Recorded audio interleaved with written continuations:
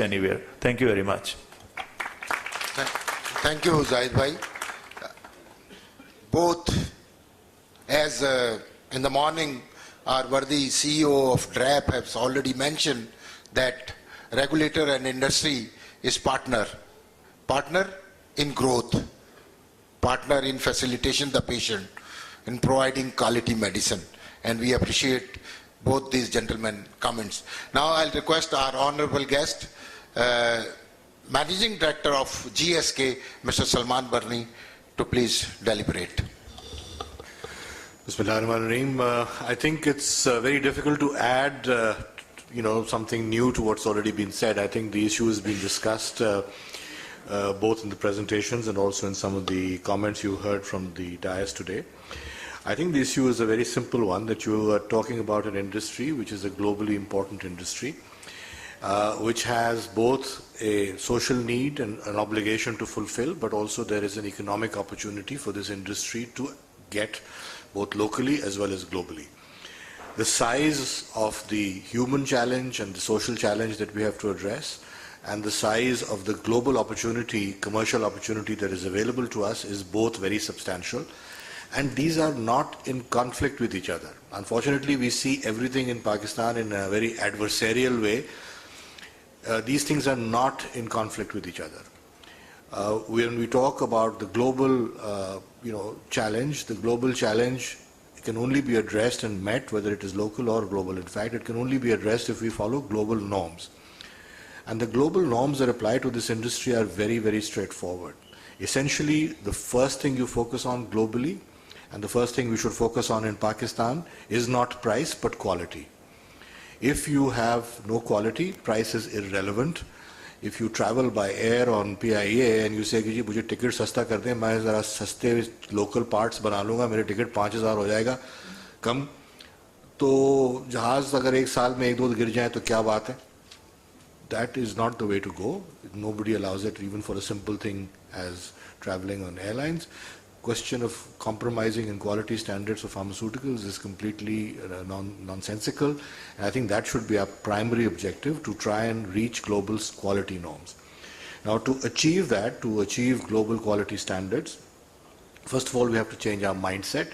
And that by itself, and I think it was very refreshing to hear that, is something that will require a lot of our thinking to change. आज आपने सुना कि that we need to start thinking about whether we want to procure on price or whether we want to procure on quality. As a nation, we're just not used to doing that.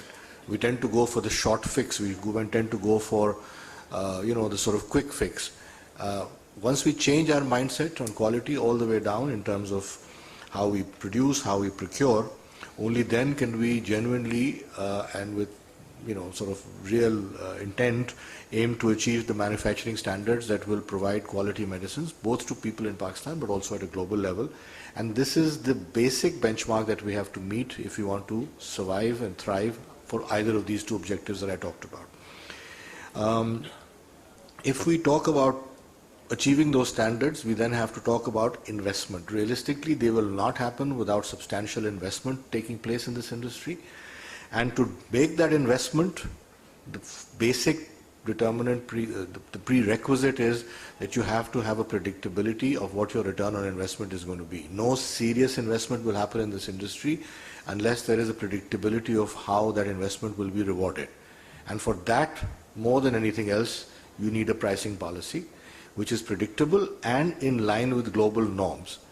Pricing is not something which is unique to Pakistan, and there are very, very simple recommendations and modalities on how you can achieve this. There is I think, a very naive view that you can achieve this by looking at individual costs and companies, production costs and so on. This is frankly not the way to go. The global norm recommended by WHO is that you benchmark according to per capita incomes, and there are many countries with per capita incomes comparable to Pakistan in purchasing power terms, and even lower to Pakistan. You just take a benchmark of those countries, you average it out, and you get a rational price which can be used to base a return for investment which is rational and competitive with global norms, and that then allows you to make investment in Pakistan for an industry which I think offers tremendous potential. I think Nasir Chaudhary Sahab put it very well. I think the industry today is poised at a cusp of being able to deliver, provided it gets the nurturing environment in terms of the regulatory framework to make this happen. It's not a difficult thing to do, and I think we have an inherent advantage which we are losing. We've heard a lot of comparisons with India, and I get the sense that some people think, "Ji, wo to bahut aage chale gaye, to kya baat hai?" But what about Bangladesh? Yaar? I mean, we have a situation where Bangladesh has got 4 FDA-approved plants because it has a more supportive environment for the industry, both in terms of the regulatory environment and in terms of the way that they approach it. Simple scenario, we talk about price control in Pakistan. Here, every single molecule is price controlled. Bangladesh mein 111 molecules sirf price controlled hai. The rest of it, which is 90% of the industry as far as products is concerned, is deregulated, not price controlled. You're free to produce and sell at the best price that you can achieve based on quality parameters. So I think that's the way we should be looking at going, and I think the social benefit as well as the economic benefit to the country would be tremendous, and I think we shouldn't waste this opportunity like so many others that we wasted as Pakistan. Thank you. Thank you, Salman Bani Saab. ROI, return on investment. Basically, this is the jargon when every businessman, when put even a single penny or a dollar into any business entity, think of ROI. What we're going to get out of this investment. That's what we all businessmen are. I'll request now our friend, Mr. Nadeem Khalid, who is the MD of Herbion, famous for herbal product, but now they have entered into this another segment of business and healthcare, that is allopathic or English medicine. I'll request Nadeem Khalid Saab to please dwell upon the topic. Thank you very much, Kaisar Wahid Saab, for inviting me to this podium and to share my views about mainly our company is not that big in the Pakistan market. We mainly focus on the export markets, and I can share with you a few details about them because there are quite a few misconceptions about the developed regulated markets. That is, the barriers of entry are really huge. This is not so. Fortunately, most of the Indian competitors we meet in the 25 countries where we operate are operating in more than 100 markets, and the manufacturing facilities you visit in India are not that superior to Pakistan. And as Zahid Saeed Saab has rightly said, that if previously it was thought that only FDA-approved plants can qualify to enter these regulated markets, now there is there are more venues to get your facilities inspected by any of the PICS member countries, and that provides you the possibility to enter, to be accepted in the global market. In the at least, I think, if I'm not wrong, there are 80 countries which are signatories to the PICS agreement, and you can export to any of those markets if you are accepted by one. And and recently, Getz Pharma, I've heard that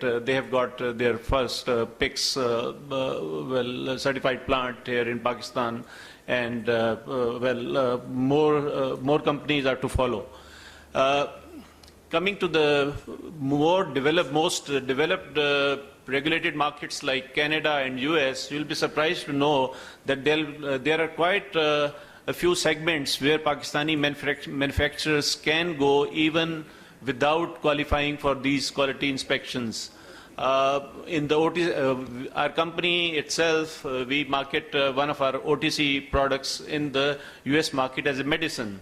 And though it goes through the quality parameters set by the FDA, but the regulation of getting your plant inspected by FDA is not there. So similarly in Canada, for example, which has a very stringent requirement from manufacturers, our company has got 7 of our products registered in that market and very successfully marketing it through the retail chains. In many of this, since our experiences mostly comes from the CIS markets, here very few Pakistani manufacturers are represented, and most of these countries still have a huge vacuum due to the absence of local manufacturers of allopathic medicines. And there you will find not only the Indians, here we were talking about our difficulty to compete with Indian manufacturers. This is also a myth. This myth is also created only by our threat perceptions. I think in many of the countries where we compete with these Indian manufacturers, it is, sometimes we sell more than our Indian competitors and industry people. For our own company, we have set our vision for 2020 to expand into 70 markets from the present 25. And it's very much possible. I think it's just a matter of resources and being able to develop research and development facilities as well as manufacturing plant which qualifies for this.